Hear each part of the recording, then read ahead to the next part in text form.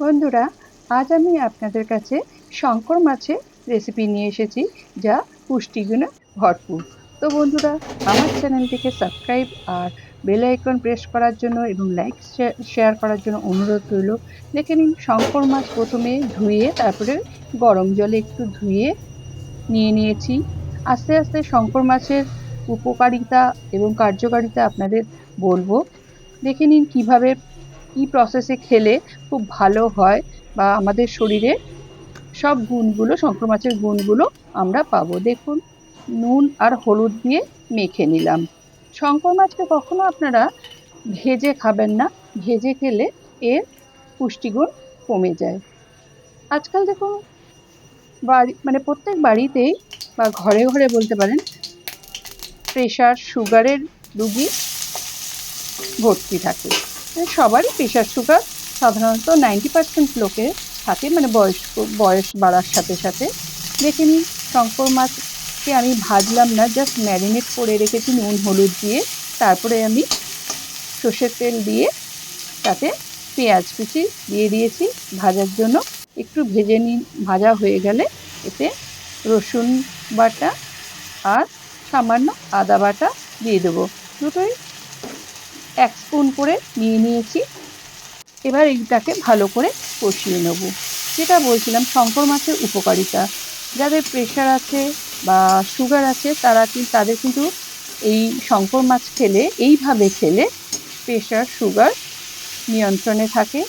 আর পুষ্টিগুলো high protein যেহেতু, সেই জন্য পুষ্টিও প্রচুর থাকে। তবে বেশি খেলে বা বেশি ভেজে খেলে, অনেকে ভেজে খান, টমেটো আর কাঁচা লঙ্কার পেস্ট এটা করেছিলাম, সেটা দিয়ে দিলাম। তো বেশি ভাজা করে খেলে সেটা গুণ আর থাকে না, তাই এটা কাশ্মীর মির্চ দিয়ে দিলাম।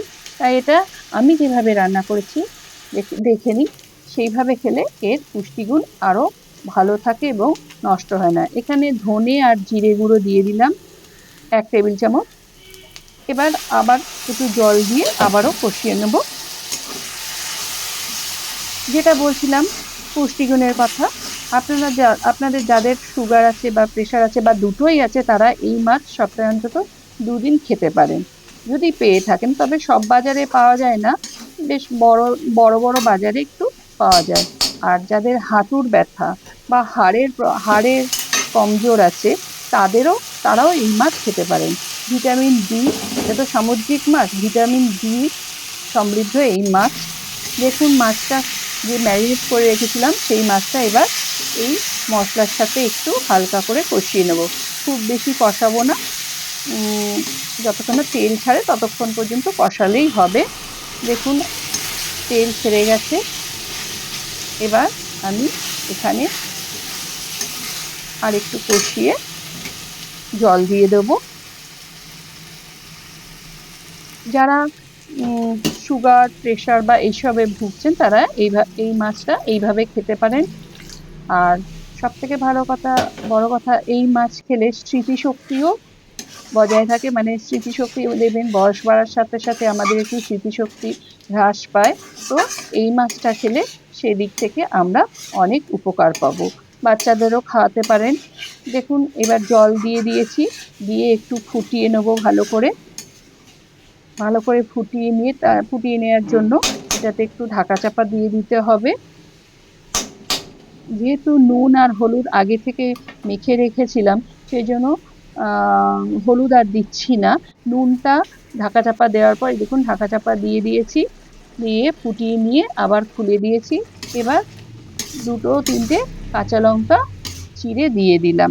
আপনারা ঝালটা আপনাদের টেস্ট অনুযায়ী খাবেন। যারা শুকনো লঙ্কা খান, দেখুন, তারা শুকনো লঙ্কা দিয়ে খেতে পারেন। একটু সামান্য চিনি দিয়ে দিলাম টেস্টের ব্যালেন্সের জন্য।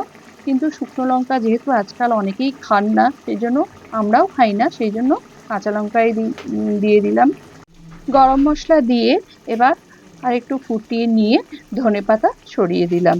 ব্যাস, আমার হয়ে গেল শঙ্কর মাছের রেসিপিটা।